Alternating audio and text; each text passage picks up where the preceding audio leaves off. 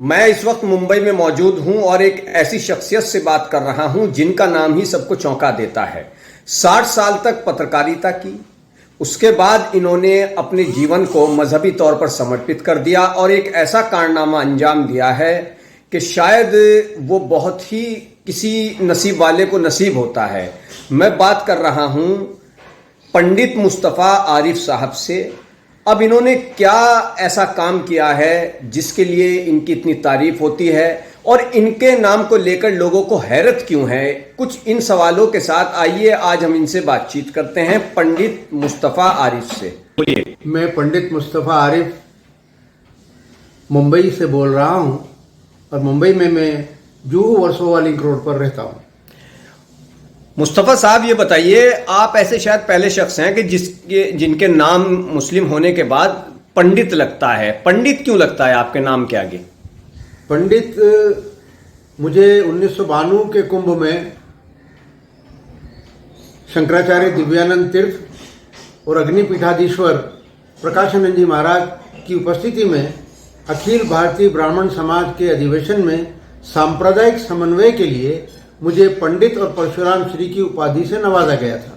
इसलिए मुझे पंडित के नाम से जाना जाता है और मैं खुद ही अपने नाम के साथ पंडित लगाता हूँ। पंडित का अर्थ क्या है कि एक मुसलमान भी लगा सकता है?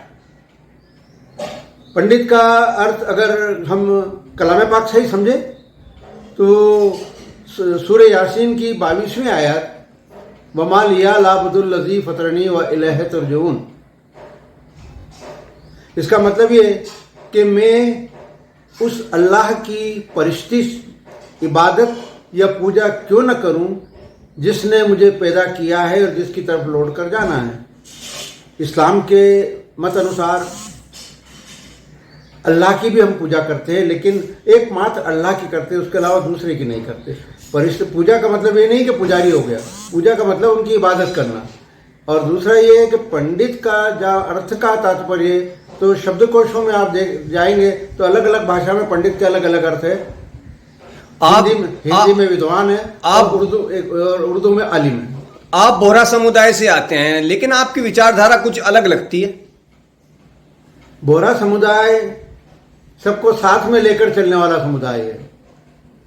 विचारधारा का जहां तक प्रश्न है, बोहरा समुदाय भारतीय जनमानस से बिल्कुल अलग नहीं है। बोहरा समुदाय एकमात्र ऐसा समुदाय है जो अपने इजलास में जनगण मन पढ़ने में भी गुरेज नहीं करता, वंदे मातरम करने में भी गुरेज नहीं करता, भारत माता की जय हो भी लगा देता है। इसलिए एक सांप्रदायिक समन्वय वाला प्लेटफॉर्म है, इसलिए मैं उससे जुड़ा हूं, मुझे गर्व है।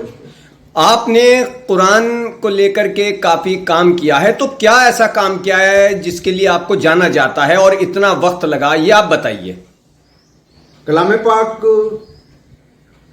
का मंजूम तर्जुमा मैंने नहीं किया है, मैंने हम्दो सना की अल्लाह की। जब हम हम्दो सना करते हैं तो उसमें इंसानी दिमाग का तस्वुर भी शामिल होता है।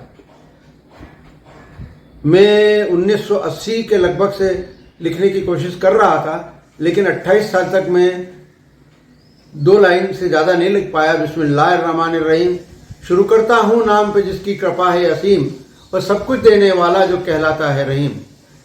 जब मैं पहली बात तो एक कलाम पाक में बिना समझे नहीं पढ़ता। बिना समझे कलाम पाक पढ़ने का मतलब ये है कि डॉक्टर ने पर्ची लिखी, हमने उसका तावीज़ बनाया और गले में डाल दी, उससे ना आपकी सेहत ठीक होगी ना आपको कोई गाइडेंस मिलेगा। तो मैंने जब कलाम पाक का विद्यार्थी हूँ और अच्छी तरह से समझ के पढ़ता हूँ।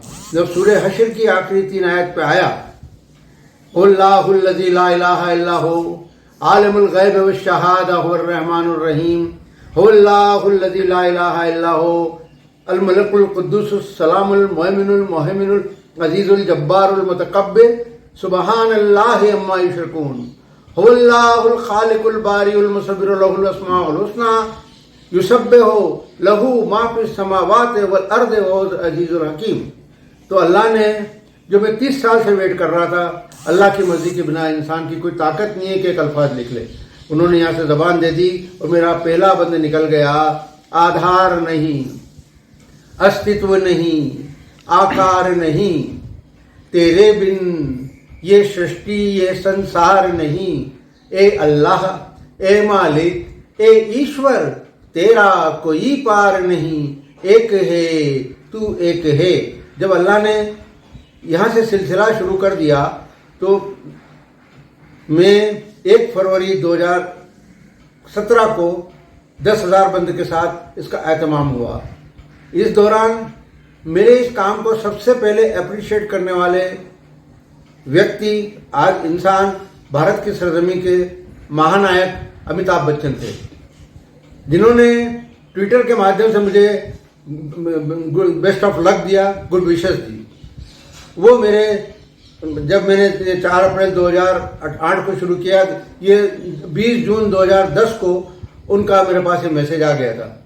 उसके बाद सिलसिलेवार बहुत सारे लोग जुड़े, बहुत सारी दुआएं भी हुई।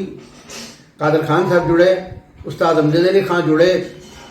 एक जुमा को कनाडा के टोरंटो मस्जिद के इमाम का फ़ोन आया कि आज आपने जो काम किया है उससे हम सब खुश हैं और आज हम आपके लिए दुआ कर रहे हैं। इस तरह से ये कलाम पाक सिलसिलेवार काम चलता रहा और आज मैं इसी काम को आगे बढ़ा रहा हूँ। मेरी ज़िंदगी इसी में सर्व कर रहा हूँ। पंडित जो नाम आप कहते हैं कि मैं गर्व से, फख्र से अपने आप को पंडित लिखना, कहलवाना पसंद करता हूं और मुझको अलंकृत भी किया गया है जैसा आपने बताया। तो मुसलमानों में क्या इसका विरोध नहीं होता कि आप पंडित क्यों लगाते हैं अपने नाम के साथ, या कभी ऐसा हुआ हो?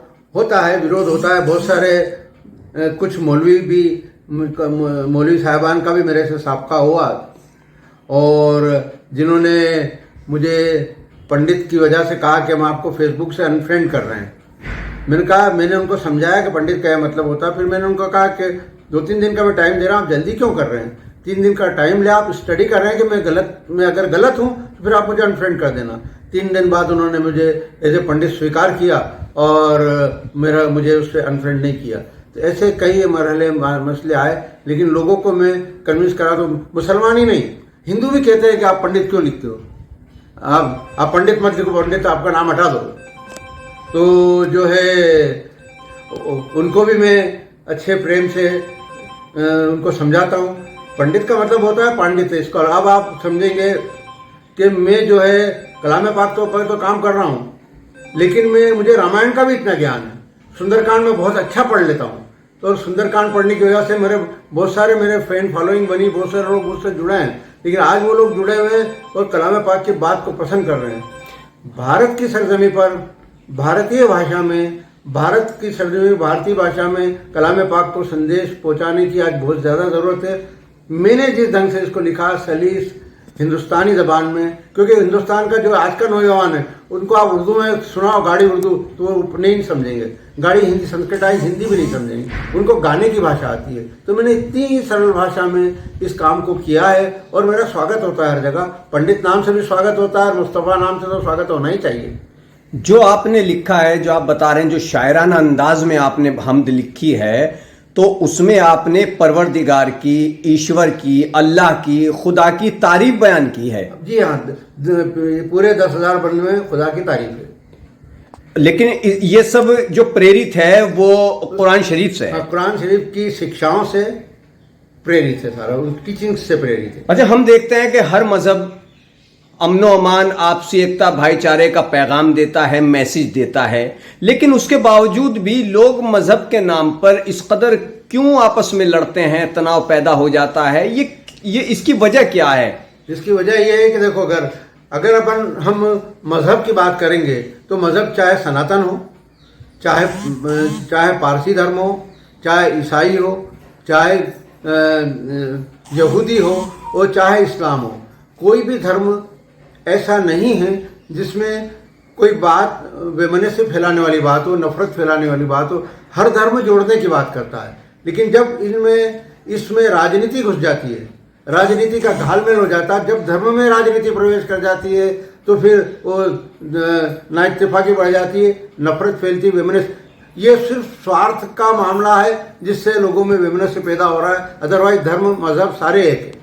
पंडित मुस्तफ़ा आरिफ साहब, आपने कहा कि पॉलिटिकल तौर पर ऐसा होता है, लेकिन हम ये भी देखते हैं कि ऐसे मामलों पर बड़े बड़े विद्वान भी एक दूसरे पर आरोप प्रत्यारोप लगाते हैं, जिससे उनके जो फॉलोवर्स हैं, जाहिर सी बात है कि उनमें भी गलत मैसेज जाता है। तो इसके लिए आप खाली पॉलिटिशियंस को जिम्मेदार नहीं ठहरा सकते। ऐसा है कि मेरे एक बहुत अच्छे मित्र हैं, बहुत बड़े संपादक रहे, बहुत बड़े लेखक रहे, देश विदेश में उनके बहुत अच्छे ताल्लुकात थे, और मैं कुछ ऐसे पत्रकारों विद्वानों के ग्रुप से भी जुड़ा हुआ हूँ जो धीरे धीरे धीरे उनके विचार बिल्कुल मेरे जैसे ही थे जैसे मेरे विचार है, लेकिन धीरे धीरे धीरे धीरे जैसे वक्त गुजरता जा रहा है, कहीं न कहीं उन पर भी उनके धर्म पर भी कहीं न कहीं राजनीति हावी हो जाती है और अपनी वो लाइन बदल देते हैं। ऐसी लाइन बदलते मैंने पिछले 8-10 साल में जाने कितने लोगों को देखा है।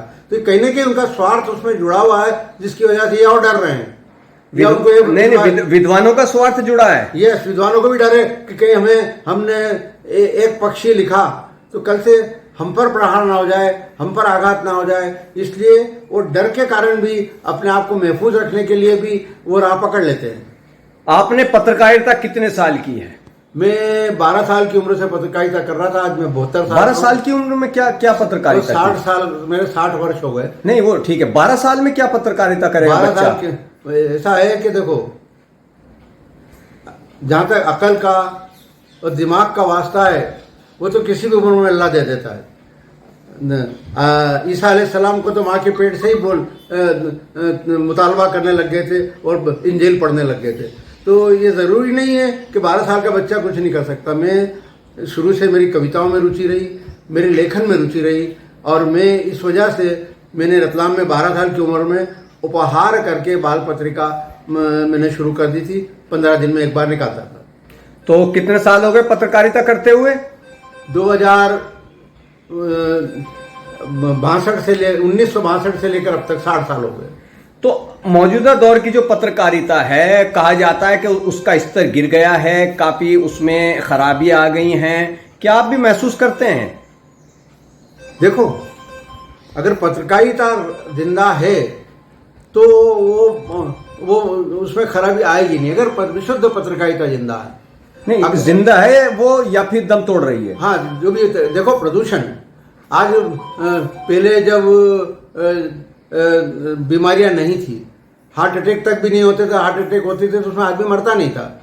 लेकिन जैसे जैसे जैसे जैसे प्रदूषण बढ़ा, वातावरण प्रदूषित होता गया, उस सब बीमारियों ने घेर लिया। अब आज देखते हैं कि चलते फिरते नौजवान बच्चे मर रहे हैं, जिम में चलते चलते उनकी मौत हो जाती है। तो इसका मतलब ये है कि जब किसी भी चीज़ में प्रदूषण आ जाएगा तो वो चीज़ फिर प्रदूषित हो जाएगी, खराब हो जाएगी। अभी पत्रकारिता में भी प्रदूषण आया है। कैसा प्रदूषण आया है? प्रदूषण, वैचारिक प्रदूषण, क्योंकि या तो भय के कारण वो बोल नहीं पाते या फिर वो प्रभावित होकर बात करते हैं। अब ये आज के समय में प्रभावित होकर आगे बढ़ना और प्रभावित होकर काम करने वाली स्थिति ज़्यादा बढ़ गई है। और दूसरी बात, इन विचारों पर कहीं न कहीं अर्थोपार्जन ने भी कब्जा किया है, और इस वजह से भी आज की जो पत्रकारिता है वो मुद्रा जनित हो गई है। मतलब पैसे से जुड़ गई। अच्छा, पैसे से जुड़ गई है? पेशे से नहीं, पैसे से जुड़। अच्छा, नहीं पैसा ही कह रहा हूं, यानी कि पत्रकारिता को मिशन कहा जाता था, अब कमीशन से जुड़ गई। हाँ, तो हाँ, बिल्कुल सही है। मिशन पर अब कमीशन हावी हो गया, और अब मिशन पर कमीशन हावी हो गया, लेकिन वो बिना परमिशन के नहीं छपता। अच्छा। तो आखिर में आप क्या कहना चाहेंगे देश के लोगों को, जो आजकल के माहौल चल रहा है, सियासी तौर पर हो, मजहबी तौर पर हो, क्या संदेश आप देश के लोगों को देना चाहेंगे? भारत जो है धर्म प्रधान देश है। यहाँ पर अगर हम शुद्ध रूप से धर्म का पालन करेंगे और धर्म के अनुसार चलेंगे तो किसी तरह की कोई खराबी नहीं आएगी। इससे बचने का उपाय सिर्फ और सिर्फ धर्म है, और उसमें आपको सच्चे धार्मिक बनना पड़ेगा, धर्म के प्रति आस्था रखना पड़ेगी। धर्म को स्वार्थ से अगर आप जोड़ेंगे तो ये कभी दूर नहीं हो सकती, मसले और बढ़ेंगे।